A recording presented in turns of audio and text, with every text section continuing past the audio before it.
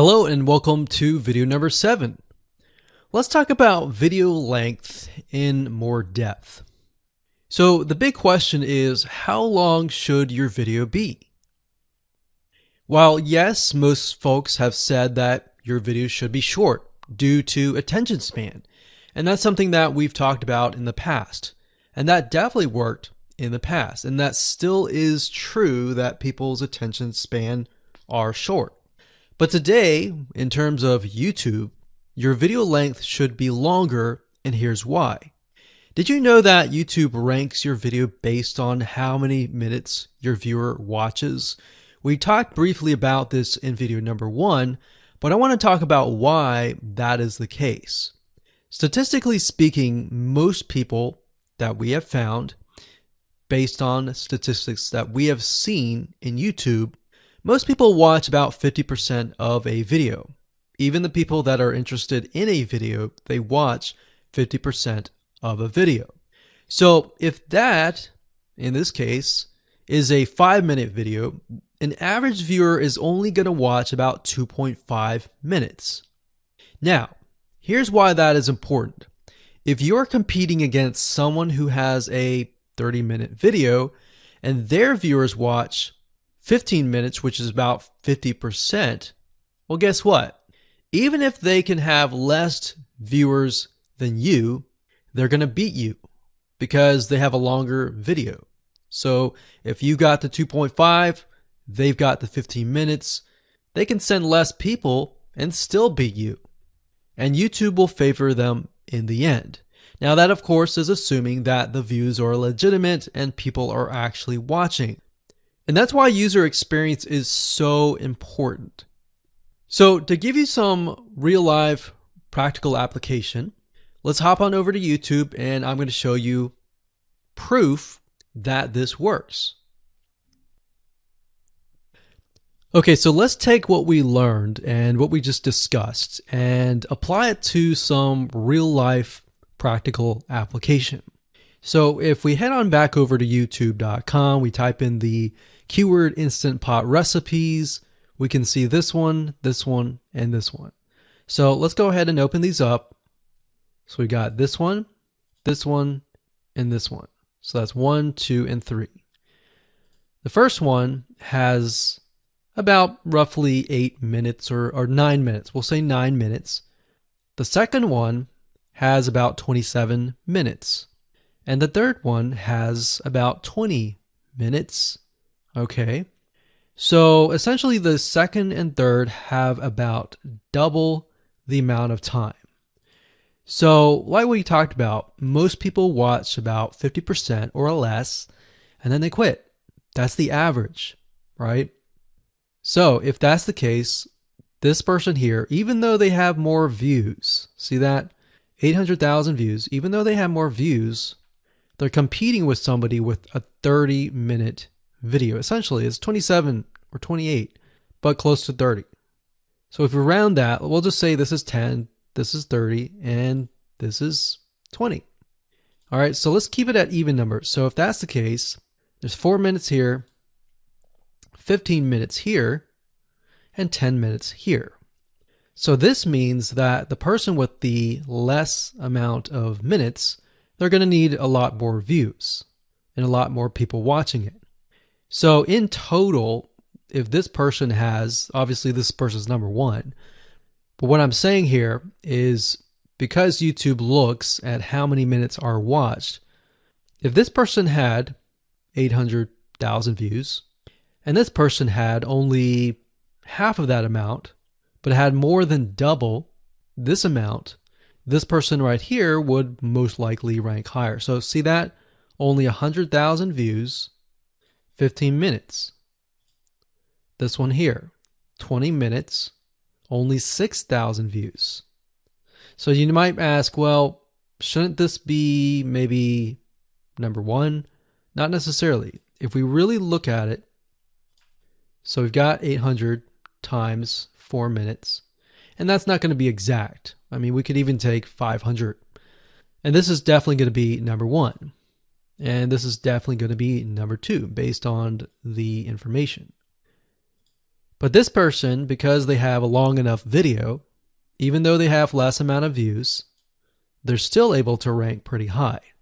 So this is based on one of our YouTube channels, which has over 9 millions of minutes watched. And based on that, that's what we've seen. Now, there's other factors like likes, dislikes, comments, and other things like that, titles and descriptions. But that's a big, huge ranking factor because it legitimately tells Google and YouTube, hey, this YouTube video is legit. Not only people are clicking on it, they're actually viewing it. And they're viewing at least about 50% on average. So that's why the video length is important. Now, you don't want to make a long video just to make a long video. You want to make a video that has really good content. And that's the goal. It's not based on spammy backlinks or anything like that. It's based on providing real value. Hello and welcome to video number 8. So just want to say congratulations on reaching the end of this video course. We're going to talk about a secret tip that you can use to outrank your competitors. So we briefly talked about why having a longer video was important, right? So one secret tip that we can give you is that what we have found that works is the following. Longer videos in the sense of live streams, which means you get on YouTube and you talk to people live. You have webinar replays and videos where people expect them to be longer. So in other words, people are expecting these to be longer.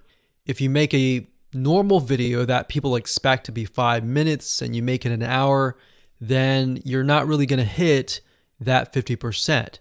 But when you have a live stream or a webinar replay, usually people typically expect it to be at least 1 hour.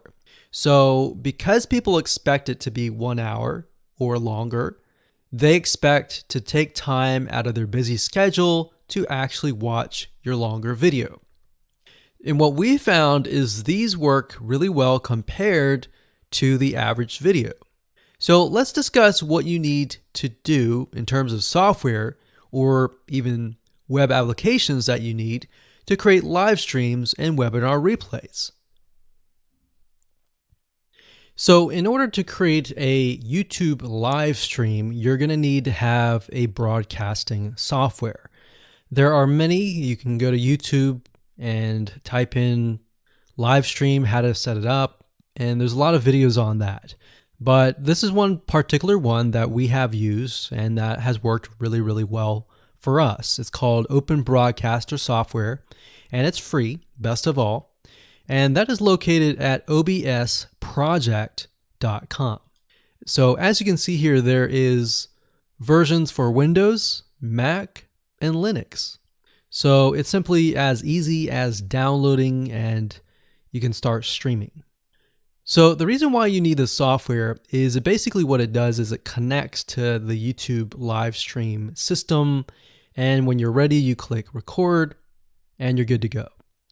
Now, I'm not going to go in depth on how to use this product just simply because there are so many different options and so many different ways of using it. Now, like I said, the tip is when outranking your competitors to have longer views. This is good for kind of a face-to-face talking head type long video. Now, if you want to use a camera, you can do that. If you want to do something like screen capture, meaning you're going to show your screen, then you're going to want to use something like GoToWebinar. And you can go to gotomeeting.com/webinar to do that. Another tool that we have used, which as of now, it is free, and who knows, it could change.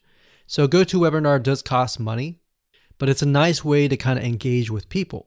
So this is the route that I would go if you are engaging with people. If you're not engaging with people and you're simply doing screen capture, there is a tool called Use Loom. Let me show it to you. So useloom.com. Loom is essentially a Chrome plugin, and what it does is it allows you to record your screen. It's super easy to use. In fact, it's super, super fast. It's so fast that you can literally start recording, and within seconds when you're done, you'll have the video in hand. And you can download the actual video file to your computer really fast. So those are the three options that I would go to, and really depends on the avenue that you want to take. So like I said, create a longer video, but just don't create any content. Make sure that the content is valuable, because you want to make sure that people watch all the way through. Or if not, watch at least 50%.